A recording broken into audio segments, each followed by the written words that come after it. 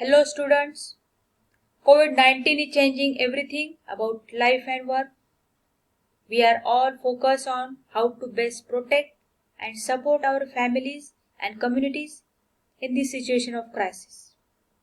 While it's a challenging time for all of us, we must continue to focus on our learning and studies. Now let us start the next topic of syntax directed translation.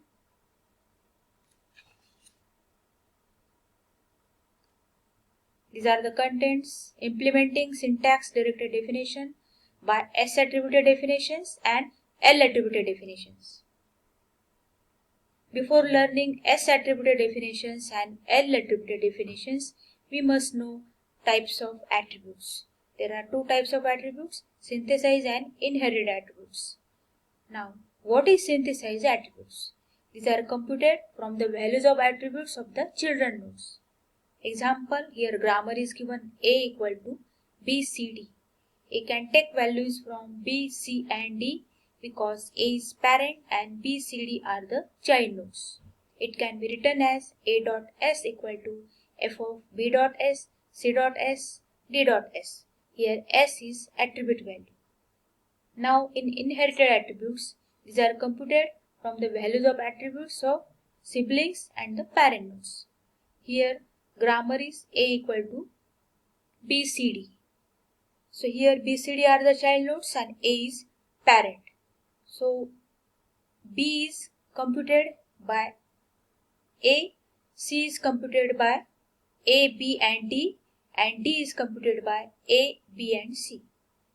We can write C dot I equal to A dot I. It means C is computed by A. Here A is parent of C. Again C dot I equal to B dot I. C is computed by B. B is sibling of C. And C dot I equal to D dot I. It means C is computed by D. D is sibling of C. So this is about inherited attributes. It depends on siblings and parent nodes. Now we'll discuss S-attributed SDT, that is also known as bottom-up evaluation of S-attributed definitions, and L-attributed SDT, that is top-down translation. Now, what is S-attributed SDT? If an SDT which allows only synthesized attributes, that is known as S-attributed SDT.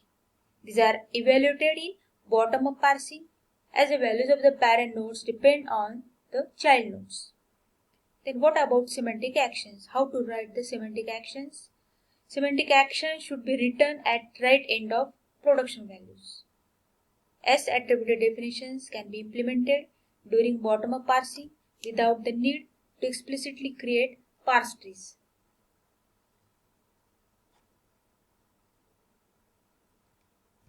Now here this graph shows an example of S-attributed SDT. Here parent nodes are depend on the child nodes. Here semantic action is E dot value equal to E dot value plus T dot value. So here this E parent depends on E dot value plus T dot value. So here graph shows that the edges are given from parent to child nodes. It means arrows are given from E to E and E to T. Then about L-attributed SDT. What is L-attributed SDT? If an SDT which allows both synthesized attributes and inherited attributes, but a restriction is given, then what is the restriction? The restriction is that inherited attribute can inherit values from left siblings only. That's why it is known as L-attributed SDT. And attributes in L-attributed SDTs are evaluated by depth first manner and left to right parsing should be there. Then about semantic actions, there is no restriction for writing semantic actions. Semantic actions are placed anywhere in right hand side. SDT is L-attributed if the adjacent dependency graph goes from left to right but not from right to left. And L-attributed definitions can be used in many translation applications. Now here example for L-attributed SDT, grammar is S equal to ABC. A can take values from S only, that is A dot A equal to S dot A. Here small a is attribute value. So here it means that A can take values from parent node, that is S. Then we can take values from S and A, that is B dot A equal to S dot A, because S is parent of B, and B dot A equal to A dot A. Here B is computed by A because A is left sibling of B. But B cannot take values from C because C is right sibling of B. And C can take values from S, A and B. It can be written as C dot A equal to S dot A. Here C is computed by S because S is parent of C. Then C dot A equal to A dot A. C is computed by A because A is left sibling of C. Then C dot A equal to B dot A. Here C is computed by B. It means B is left sibling of C. So no non-terminal can get values from the sibling to its right. So one more example for L attributed SDTs. Identify the given grammar. Is this L attributed or not? Grammar is A equal to XYZ. Semantic actions are given in curly braces. So first action is Y dot S equal to A dot S. It means here S is attribute value. So Y is computed by A. A is parent of Y. So this is allowed in L attributed grammar. Then Y dot S equal to X dot S. Y is computed by X. This is allowed in L attributed grammar because X is left sibling of Y. Then Y dot S equal to Z dot S. It means Y is computed by Z. This is not allowed in L attributed grammar because Z is right sibling of Y.